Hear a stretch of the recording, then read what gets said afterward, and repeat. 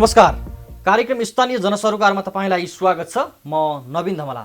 दर्शकवृन्द, आजको कार्यक्रममा मसँग खोटाङको केपिलासगढी गाउँपालिकाका अध्यक्ष कृष्ण कुमार राई हुनुहुन्छ। उहाँसँग केपिलासगढी गाउँपालिकाको विकास, सम्भावना, समृद्धि लगायतका विविध पक्षमा केन्द्रित रहेर संवाद गर्नेछु। आउनुहोस् स्वागत गरौँ आजका अतिथि केपिलासगढी गाउँपालिकाका अध्यक्ष कृष्ण कुमार राईलाई। अध्यक्ष, कार्यक्रममा स्वागत छ। धन्यवाद नवीनजी। अब तपाईँ केपिलासगढी गाउँपालिकामा निर्वाचित भएको 4 वर्ष पुग्दैछ। हजुर। तपाईँ निर्वाचित भएपछि केपिलासगढी गाउँपालिकाले चाहिँ के पायो? अब निर्वाचित भयो भन्नाले पनि अब संविधानले नै जुन चाहिँ स्थानीय तह लागू गर्यो, एउटा गाउँपालिका स्थापना हुनु भनेको नेपालको लागि, नेपाली जनताको लागि गौरवको विषय हो। संघीयता आउनु भनेको मुलुकको मुहार परिवर्तन फेरि नै परिवर्तन हुनका लागि सबैभन्दा महत्त्वपूर्ण काम, सबैभन्दा महत्त्वपूर्ण त त्यही रह्यो। अब म आइसकेपछि, स्थानीय तह लागू भइसकेपछि त्यहाँका जनताहरूले पाउने सेवा सुविधा आदि इत्यादि विकासका कुराहरू हैन, सबै कुराहरूमा जनतालाई धेरै सहज भएको छ। स्थानीय सरकार भनेको चाहिँ कस्तो पनि हो भने यो काम गर्ने सरकार हो।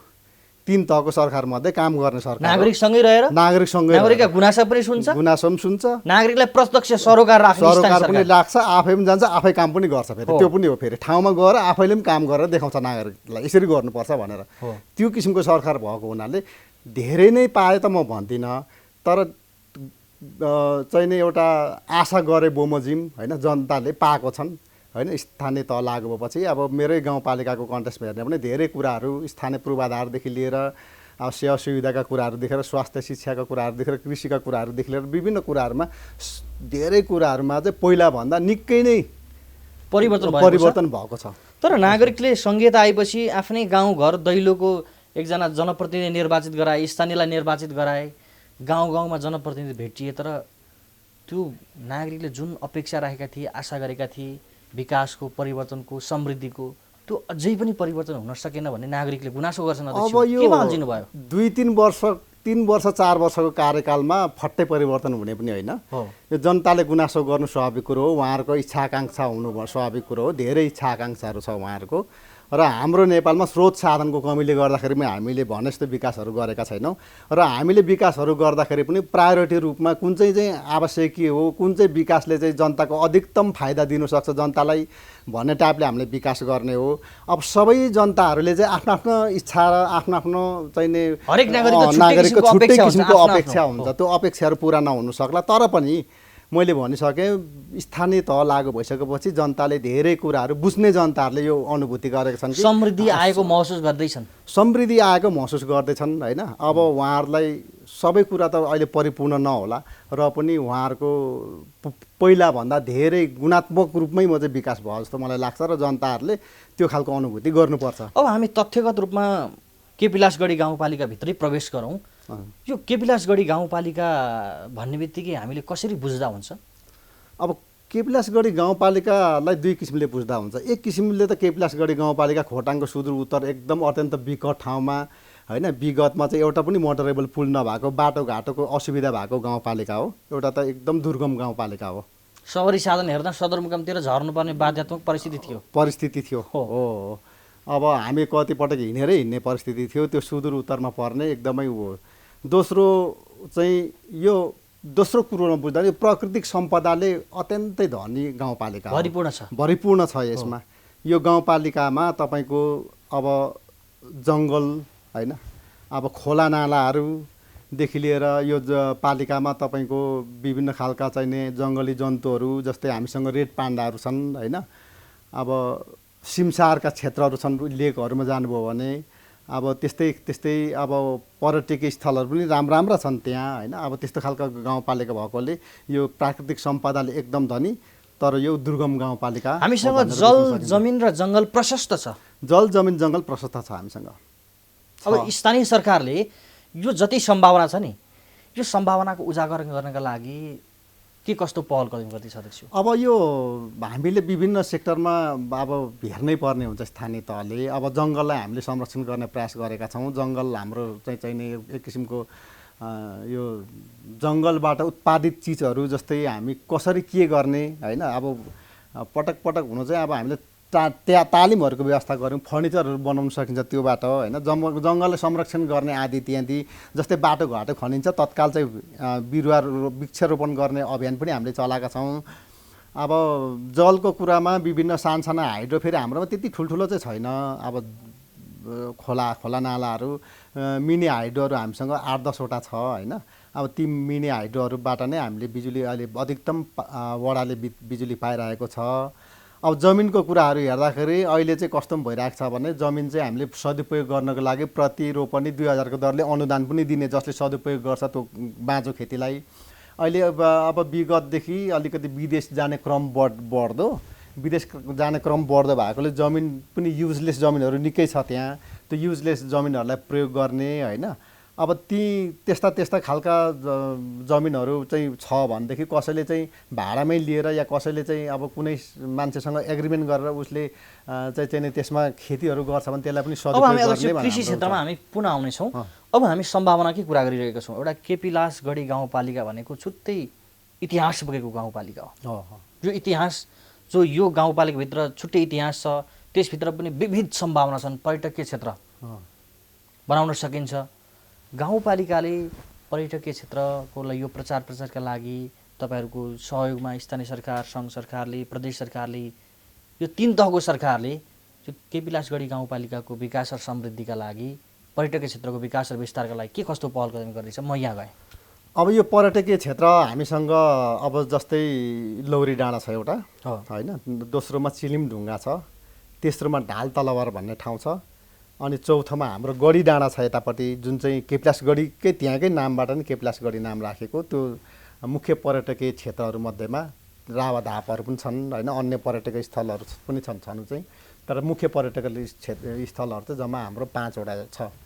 अब यो पर्यटकीय क्षेत्रलाई जस्तै हामीले गढी डाँडालाई एक किसिमको चेन्ज बनाइसकेका छौँ। योभन्दा 1 वर्ष अगाडि नै पनि हामीले 10 लाख बजेटिङ गरेर गढी डाँडालाई संरक्षण गर्ने भनेर हामीले त्यसको राम्रो खालको यो किसिमको संरक्षण गर्ने प्रयास गरेका छौँ। अब त्योमा पर्यटकहरू अहिले विगतभन्दा आन्तरिक पर्यटकहरूको चाप बढ्न थालेको छ। र त्यो मात्रै नभएर हामीले चाहिँ अब त्यहाँनिर हामीले अब एउटा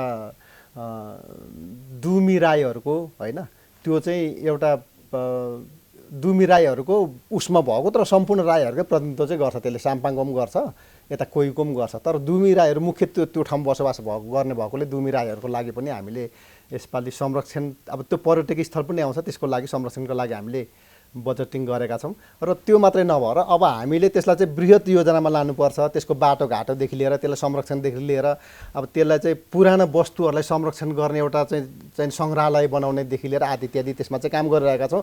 र त्यो बजेटिङ पनि हामीले माग गरेका छौँ। लगभग 4-5 करोड हामीले यसपालि माग गरेका छौँ। र अर्को कुरो के छ भने हामी जस्तै लौरी डाँडा, यो चिलिम ढुङ्गा छ होइन, यो चिलिम ढुङ्गा ढाल तलवार सडकमा पनि अहिले प्रदेशदेखि पैसा परेको छ। ढाल तलवार चिलिम ढुङ्गा भन्ने सडकमा पनि, अनि उताबाट हामी मुन्दुम ट्रेलबाट पनि चिलिम ढुङ्गामा बाटो भनौँ न, पथ मार्ग है, मैले सडक भनेलाई पथ मार्ग ल्याउनको लागि हामीले अधिकतम प्रयास गरिरहेका छौँ। यो मुन्दुम ट्रेलको यो किसिमको हामीसँग एउटा समेत कमिटी हुनुहुन्छ, उहाँसँग मार्फत पनि होइन, प्रदेश या एसडिसीसँग पनि हाम्रो समन्वय भइरहेको छ। र त्यसलाई पनि संरक्षण गर्ने। र त्यो मात्रै नभएर हामीले चाहिँ अब अन्य पर्यटनलाई चाहिँ कसरी विस्तार गर्न सकिन्छ त होइन। पर्यटन नै मुख्य नेपालको त अब आम्दानीको स्रोत हो। पर्यटकीय क्षेत्रको विकास र विस्तारका लागि तपाईँहरू लागि माथि अब अर्को कुरो चाहिँ हाम्रो लङ टर्म भिजन भनेको चाहिँ के हो भने, हाम्रो माथि जुन चाहिँ लौरी डाँडा छ, लौरी डाँडासम्म फेदी, हाम्रो 1 नम्बर वार्डको फेदीदेखि चिलिम ढुङ्गा हुँदै लौरी डाँडासम्म केबुल कारको चाहिँ बृहत अध्ययन गर्नुपर्छ भन्ने हाम्रो माग छ। मैले पत्रचार पनि लेखेको छु यहाँ। हामीले अस्ति भुलाक मार्फत उमाथि पनि माग गरिरहेका छौँ बजेट। अब भेटघाट पनि हामी गर्छौँ। र त्यो पर्यटक स्थल गऱ्यो भने सुङदेलमा चाहिँ हामी लौरी डाँडादेखि लौरी डाँडा लगभग 41-42 किलोमिटरको हाइट हो। त्यो 41-42 मिटर हाइट भनेको निकै अग्लो डाँडामा पर्छ। अनि सुङदेल र फेदीको ठ्याक्कै सेन्टरमा पर्छ। अनि त्यहाँदेखि चाहिँ प्याराग्लाइडिङ एक्स्ट्रा डाइभ गर्ने चाहिँ सुङदेल झर्छ। अनि सुङदेलदेखि फेरि गाडीबाट सर आउँछ फेदीमा। अब हाम्रो भिजन हो त्यो। अब त्यो त तत्काल पुरा नहुन सक्छ। अब अध्यक्ष, जस्तो स्थानीय सरकारले त यति धेरै सम्भावना बोकेको चिजलाई त प्रचार गर्नु पर्यो। तपाईँ त सरकार हो, एउटा सरकारको प्रतिनिधित्व गरेर आउनु भएको छ। 5 वर्षको लागि 4 वर्ष पुरा भइसकेको छ। 4 वर्षमा तपाईँहरूले किन प्रचार भएन? खोटाङको हलेसीमा दर्शन गर्न गएको तपाईँको हलेसी महादेवको थानमा पुगेका पर्यटकहरूलाई तपाईँको त्यो चाहिँ तपाईँको लौरी डाँडातिर किन तान्न सक्नु भएन? किन आकर्षण गर्न सक्नु भएन? मुख्य चाहिँ यो प्रचार प्रसार पनि हाम्रो कमजोरी हो, तर हामीले सक्दो आफ्नो ठाउँबाट प्रचार प्रसार त हामी गरिरहेका छौँ। तर आन्तरिक पर्यटकहरूका लागि त प्रशस्त हल्लाखल्लाले पुग्यो। तर एक दुईवटा कुरो चाहिँ यसमा के भइदियो भने मुख्य हामीलाई बाटोको समस्या भयो। बाटो फेरि एकदम टाढो छ र भिड पाखाको बाटो छ। हाम्रो 1 करोड 2 करोडले त्यहाँ बाटो पुग्नेवाला सम्भावना म देख्दिनँ अहिलेसम्म पनि। एकदमै म आफै पनि गएको थिएँ, त्यो बाटो यति मर्मत गर्नुपर्ने छ। त्यो अब अहिले हामी जस्तै यो लौरी डाँडातिर जाने सालपातिर जाने बाटोलाई हामीले जी फाउन्डेसन भन्ने संस्थासँग मिलेर हामी 8 लाखको चाहिँ एउटा म्युचुअल फन्ड बनाएर हामी काम गर्दैछौँ त्यसमा। त्यो बाटो 8 लाखले पनि हुनेवाला केही होइन, त्यसले नर्मल्ली मेन्टेनेन्स मात्रै गर्छ। अब त्यो बाटो बनाउनु पर्यो भने धेरै कामहरू गर्नुपर्छ। बाटोघाटोको एउटा समस्या त्यहाँ देखियो। अब दोस्रो भनेको त्यो अत्यन्तै फेरि बस्तीदेखि निकै टाढो ठाउँ हो। त्यो बस्तीदेखि लगभग त्यो ठाउँदेखि बस्तीमा झर्नुको लगभग हिँडेर 3 घन्टा 2 घन्टा भन्दा घटेको कुनै त्यो रेन्जदेखि कुनै बस्ती भेटिँदैन। छिट्टो भनेको 2 घन्टामा झर्ने बस्तीहरू छन्। बस्तीदेखि टाढा पनि भएको कारणले पनि हो।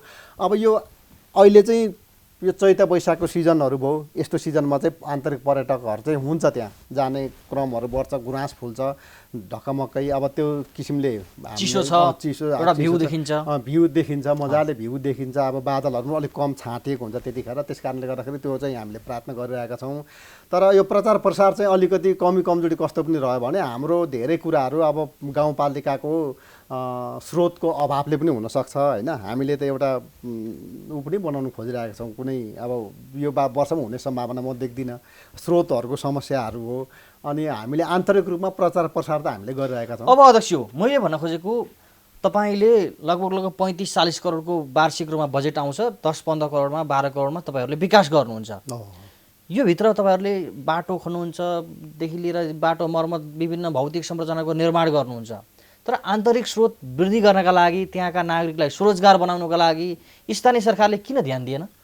होइन, यो आन्तरिक स्रोत अब 12-14 लाखको त करोडको हाम्रो विकास बजेट हुन्छ, त्यो 100 कुरा हो। अब आन्तरिक स्रोत हाम्रो किन उठेन त? मैले अघि पनि सुरुमै भने हाम्रो अत्यन्तै दुर्गम गाउँपालिका हो केपिलासगढी गाउँपालिका। सम्भावनालाई उजागर गर्न सकेन, पर्यटकहरूलाई आकर्षण गर्न सकेन स्थानीय सरकारले, त्यो भएर अलिकति पछाडि कम छ हामी। पर्यटकहरू आउन पनि अब त्यसको एउटा बेस चाहियो होइन। पर्यटकहरू कुन आधारमा आउने त? हाम्रोमा आउने भनेको मुख्य गरेर पर्यटकहरू जस्तै हाम्रो वेशभूषा जनजातिको चाहिँ आदि इत्यादि संस्कार संस्कृति हेर्नु, पुराना घरहरू हेर्न आउने हो पर्यटकहरू होइन।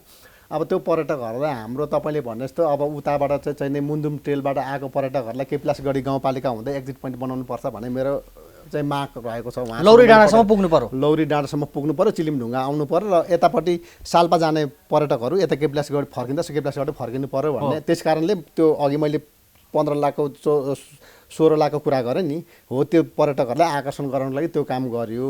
तर अब यो हाम्रो कार्यकालमा स्थानीय चाहिँ राजस्व वृद्धि भएन भन्ने कुरा चाहिँ अब हामीसँग विगतमा नै थियो के भन्ने।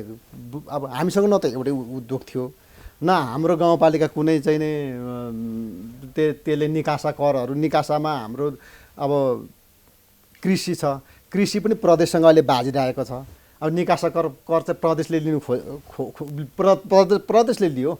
अब यो अलैँचीको निकासा करहरू प्रदेशले लियो होइन। अब त्यो कर पनि प्रदेशले लिइदिने, कृषिको करहरू पनि प्राय प्रदेशसँग हाम्रो कतिपय कुरोमा बाजिएको छ।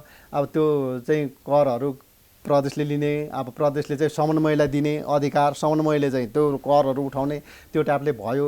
हाम्रोमा चाहिँ करहरू उठाउने हो भनेको अब साना हाइड्रोहरू छन् होइन। ती हाइड्रो आखिरी गाउँपालिकाको उपभोग गर्ने त्यही गाउँपालिकाकै बासिन्दाहरूले हो।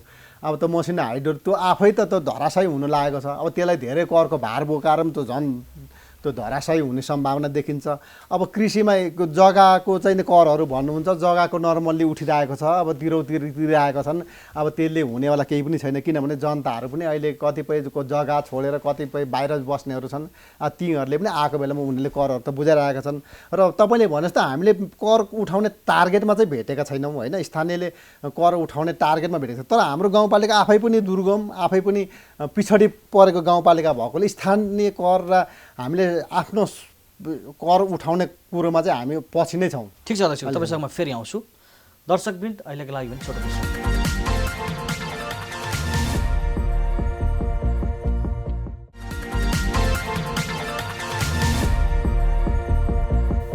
विश्रामपछि पुनः स्वागत छ तपाईँलाई। धन्यवाद। अब मैले तपाईँको कुरा गरिरहेको छु, नागरिकलाई स्वरोजगार बनाउनु पर्यो स्थानीय सरकारले, समृद्धितिर जानु पर्यो स्थानीय सरकार। तपाईँहरू त 5 वर्षका लागि आइसक्नुभयो, अब 1 वर्ष बाँकी छ। अब यो 1 वर्षमा हामी फेरि पछाडि समीक्षा गर्छौँ 1 वर्षको कार्यकाल कस्तो रहनेछ। तर योभन्दा अगाडि चाहिँ हामी समीक्षा गरौँ, तपाईँ विगतमा जति बेला निर्वाचित भएर आउनुभयो त्यो दुर्गम तपाईँको केपिलासगढी गाउँपालिकामा शपथ ग्रहण गरेर बस्दै गर्दाखेरि र अहिले विगत र वर्तमानलाई समीक्षा गर्दाखेरि कति परिवर्तन भयो जस्तो लाग्छ तपाईँलाई? अब धेरै कुराहरू त म भन्न सक्दिनँ, तर अब स्वरोजगारकै कुरामा जाउँ होइन। अब हिजो चाहिँ केपिलासगढी गाउँपालिकामा 7वटा वडामा लगभग 2 करोड चान्चुन पैसा आउँथ्यो।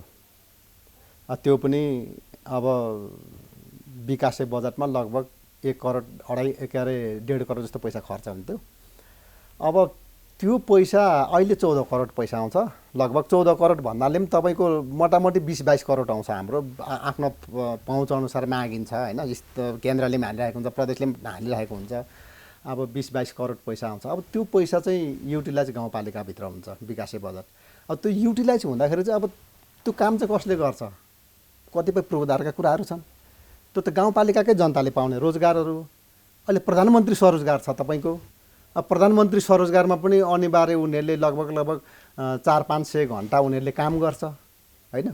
अब यो बजेटिङहरू आएको छ, त्यो त काम गर्ने मान्छेको जीवनस्तर हेर्दाखेरि रोजगार पाइन हुन्छ हो। गाउँपालिकाले हामीले उनीहरूलाई स्थायी जागिर दिन सकेनौँ, तर रोजगार त हामीले सिर्जना त गरेका छौँ। गाउँपालिकापछि सिर्जना चाहिँ भएको छ। तपाईँको भनाइ त 20-22 करोड पैसा स्थानीय स्तरमै खर्च भएको छ, स्थानीय स्तरकै त्यहाँका नागरिकले लिएका छन्। नागरिकताले नै उनीहरूले काम गरेका छन्, लिएका छन्। त्यही खर्च भएको छ। कतिपय त अब खरिदमा खर्च होला होइन। सिमेन्ट दिँदाखेरि त बाहिर जाला, र पनि त्यहाँको ज्यामी काम या त्यहाँको चाहिँ मजदुरहरूले त त्यहाँ पाएन त। तर अहिले गाउँपालिका धेरै स्थानीय तहहरूले तपाईँको विभिन्न निर्माण गर्दाखेरि तपाईँको हेभी इक्विपमेन्टहरू प्रयोग गर्ने, नागरिकहरूको त तपाईँको त्यहाँ मूल्याङ्कनै छैन। नागरिकहरूले काम गर्ने अवसरै पाउँदैन अध्यक्षज्यू। होइन, त्यो त छ होइन। त्यो इक्विपमेन्टहरू युज गर्ने भनेको मुख्य बाटोघाटोमै हो होइन। अब हाम्रोमा मुख्य बाटोघाटोमा त हेभी इक्विपमेन्ट प्रयोग नगरे अब त्यो भन्ने जस्तो टार्गेटमै पुग्नु सकिँदैन। अब तर पनि जनताहरूले पाउने ठाउँमा पाइरहेका छन्। प्रधानमन्त्री स्वरोजगार छ, बकेता प्रधानमन्त्री स्वरोजगारमा जनताले नै काम गर्नुपर्छ। ढुङ्गा फोर्नु छ भने जनताले नै फोर्ने, बोक्ने छ भने जनताले नै बोक्ने। ठिक छ, यो विकास र समृद्धिको कुरामै छौँ हामी अध्यक्षज्यू। अब तपाईँ निर्वाचित भइसकेपछि विगतमा अघि मैले सोधिरहेको थिएँ, विगतमा एउटा केपिलासगढी गाउँपालिका समग्रमा हेर्दाखेरि त्यो जुन संरचनामा थियो, अहिले त्यहाँका नागरिकले त्यहाँको विकास, त्यहाँको संरचना कति परिवर्तन भयो? त्यहाँका नागरिकले, सर्वसाधारणले तपाईँले मूल्याङ्कन गर्दा? अब होइन, यो हामीले त अब भन्दा पनि जनताले मूल्याङ्कन गरिहाल्नुहुन्छ। अब हामीले चाहिँ विकासका कुराहरू हेर्दाखेरि चाहिँ अब गरेका छौँ। अब म चाहिँ आफ्नो निर्धका साथ भन्नु सक्छु, सक्दो प्रयास मैले गरेको छु होइन। गर्ने पनि विगतमा सडक सञ्जालको पहुँच थिएन, अहिले सबै बस्तीमा सडक सञ्जालको पहुँच पुगेको छ। नभए पनि वडामा पुगेको छ। बस्तीमा पनि कतिपय 2टा वडामा अलिक बाँकी छ, सुङदेल र फेदेमा। अरू पनि त बस्तीमै पुगेको छ भन्दा पनि हुन्छ।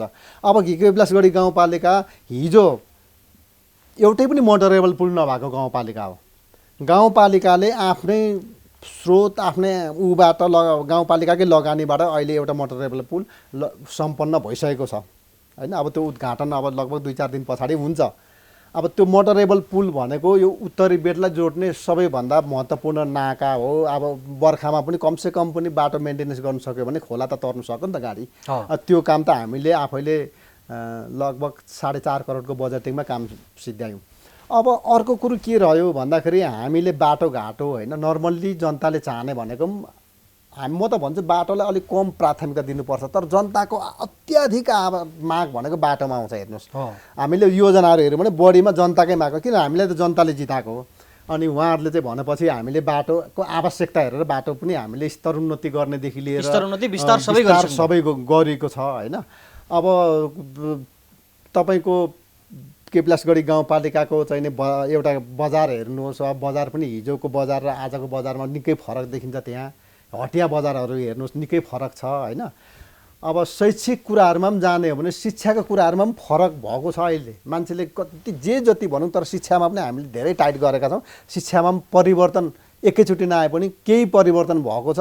र तपाईँहरू सन्तुष्ट हुनुहुन्छ अहिले शिक्षामा आएको परिवर्तन? त्यति सन्तुष्ट म छुइनँ, तर पनि विगत भन्दाखेरि धेरै परिवर्तन आएको छ। होइन, थोरै कस्तो समीक्षा थियो? गरौँ न। हजुर। तपाईँहरूले अहिले लगभग 4 वर्षमा नजिकबाट निहाल्नुभयो शिक्षालाई, स्थानीय तहको त्यहाँको शिक्षालाई। अब समस्या कहाँनिर देख्नुभयो? गुणस्तरीय शिक्षा आउन सकेको थिएन सामुदायिक विद्यालय। अब हिजोको दिनमा के थियो भने शिक्षामा अलिकति यो त्यो नियमितता नहुने, त्यसले अनुगमनको पाठ एकदम फ्यातुलो होइन। अब जिल्ला शिक्षा कार्यालय थियो, जिल्ला शिक्षा कार्यालयले कहिले आएर अनुगमन गर्ने र एउटा भन्छ नि त अब छोटोमा यसरी समीक्षा गरौँ, अभिभावकले पनि शिक्षकले पनि जिम्मेवारीको त्यो अपनत्व फिल गरेन, जिम्मेवारी लिएन, जिम्मेवारी विहीन भयो शैक्षिक संस्थाहरू थियो, हिजो त्यो थियो। अब दक्ष जनशक्तिको अभाव थियो। अब अहिले यसको बिस्तारै परिपूर्ति हुँदैछ। अब यसको परिपूर्ति एकैचोटि शिक्षामा फेरि भ्याट्टै परिवर्तन चाहिँ हुने होइन। फेरि यो चाहिँ तपाईँ हामीले आजको भोलि पुस्ता परिवर्तन हुनु पर्यो। यो चाहिँ सही भन्नुभयो, पुस्ता पनि परिवर्तन हुनु पर्यो। अब त्यहाँको साँच्चै नै भन्नुपर्दाखेरि शिक्षकहरूको मनोबल नयाँ आएको तर संरचना पुरानै हो। संरचना चाहिँ नै अहिले परिवर्तन हुँदैछ, पुरानै भन्नाले पनि परिवर्तन हुँदैछ। तर शिक्षामा जुन चाहिँ सरोकार राख्ने व्यक्तिहरूले चाहिँ मैले चाहिँ यो कार्य चाहिँ मेरो कर्तव्य चाहिँ मैले पूर्ण रूपमा निर्वाह गर्नुपर्छ भन्ने चाहिँ चेतना चाहिँ विकास हुनु पर्यो। त्यो चेतना विकास हुँदैछ अहिले चाहिँ क्रमिक रूपमा हुँदैछ। तर जबसम्म त्यो चेतनाको विकास हुँदैन र अनुगमनको पाटो फ्यातुलो भइदियो भने। एउटा कुरो छोटोमा भन्नुहोस् न, केपीलासगढी गाउँपालिकामा अब जन्मेका बालबच्चाहरूले गुणस्तरीय शिक्षा लिनका लागि सदरमुकाम र उपत्यका भन्दा बाहिरका सुविधा सम्पन्न सहर छिर्नुपर्ने बाध्यताको अन्त्य हुन्छ? अब त्यो हामीले गर्ने प्रार्थना गरेका छौँ। जस्तै तपाईँले भन्नुपर्दा 7वटा त नमुना विद्यालयहरू हामीले बनाउने प्रयास गरिरहेका छौँ। 7वटा नमुना विद्यालयमा त्यही हो, शिक्षाको कारणले मान्छे पलायन हुने एउटा रोक्ने, एउटा चाहिँ रोजगार सिर्जना गराउने, एउटा चाहिँ शिक्षाको कारणले गर्दाखेरि जुन चाहिँ बालबच्चा पढाउने भनेर चाहिँ देश विदेशमा गएर पलायन नभए पनि अन्यत्रमा लगानी गर्ने, त्यो खालको परिस्थितिबाट हामीले चाहिँ मुक्त हुनको लागि 7वटा माविलाई चाहिँ हामीले इङ्ग्लिसमा पनि ध्यान दियौँ। किन धेरै म प्रत्येक स्कुलमा जाँदाखेरि सबैको माग चाहिँ इङ्ग्लिस मिडियमलाई पनि प्राथमिकता दिनुपर्छ भन्ने भयो। हामी अभियान चलायौँ योभन्दा 2 वर्ष अगाडि। प्रत्येक स्कुलमा गएर त्यहाँको अभिभावक, त्यहाँको सरकारवाला सबैलाई बोलाएर स्थानीय सरकारको नमुना विद्यालय बनाइयो। 7वटा भनेको 7वटा गुणस्तरीय शिक्षालाई प्राथमिकता दिएर तपाईँहरू अगाडि बढिरहनु भएको छ।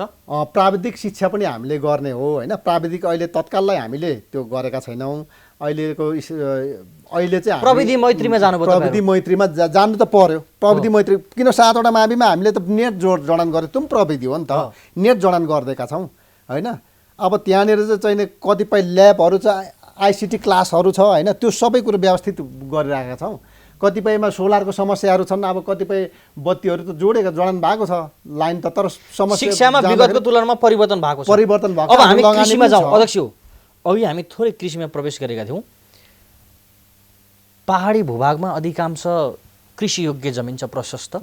यदि ती कृषियोग्य जमिन छैन भने डाँडाकाँडा छन्, ती पर्यटकै क्षेत्र छन्। पर्यटक क्षेत्रको एउटा आकर्षकको केन्द्रबिन्दु बनेका छन्।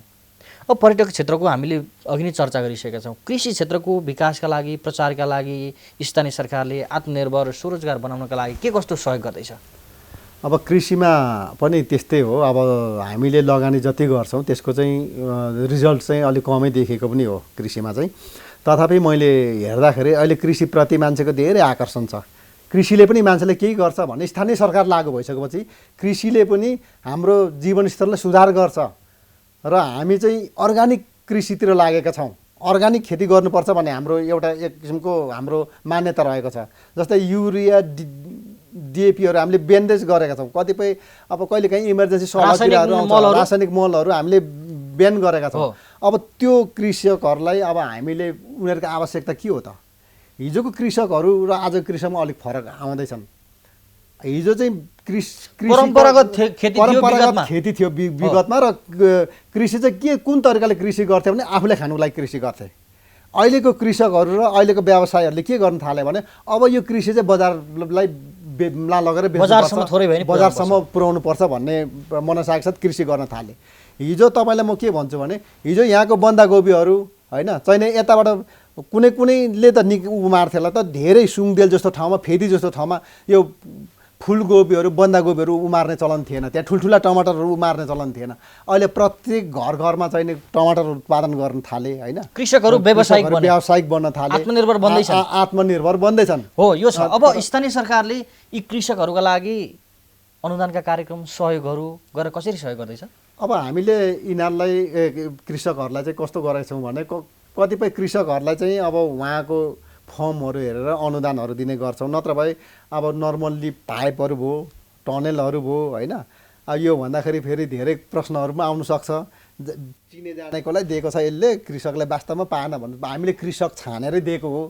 वास्तवमा कृषक को छ त कृषिमा? अब हामी त त्यसको अध्ययन अवलोकन गर्छौँ, त्यहाँ प्राविधिकहरू जान्छन् होइन, कृषिको कर्मचारीहरू जान्छन्, अनि त्यो हेरेर हामी दिन्छौँ।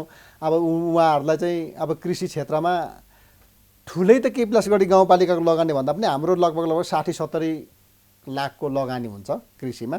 स्थानीय सरकारले सरकार नागरिकलाई व्यवसायीलाई सहयोग गर्ने प्रेरणा दिँदैछ। हजुर, अब उहाँहरूलाई चाहिँ कुलोको व्यवस्था गरिदिने। मैले हिजोस्ति एउटा फेसबुकमा हालेको छु तपाईँको, कुलो हामीले बनाएको छौँ होइन, भनौँ न त्यो कुलो बनाइदिनु पनि सिँचाइको अभाव थियो, सिँचाइको अभाव थियो।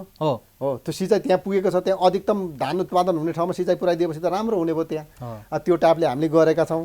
जस्तै अब कुनै चाहिँ नि त्यस्तै समस्याहरू रह्यो भने कृषि क्षेत्रमा अब उहाँहरूलाई साथ सपोर्ट सहयोग गर्ने होइन, अब कृषिको सामानहरू तालिमहरू दिने सबै कुराहरू गरिरहेको छ। अहिले स्थानीय सरकारको सहयोगमा गाउँ गाउँमा आमूल परिवर्तन भएको छ 4 वर्षमा। आलमूल चाहिँ त्यति धेरै चाहिँ नभनौँ होइन, र केही परिवर्तन चाहिँ भएको छ, र परिवर्तन अझै यो क्रमागत रूपमा हो भने अबको 10 वर्षमा निकै परिवर्तन हुन्छ। यो तपाईँले अपेक्षा गरे अनुसारको विकास गर्न सक्नुभयो तपाईँले केपिलासगढीमा? मैले अपेक्षा गरे अनुसारको मैले सकेँ, केही अलिक बाँकी छन् होइन।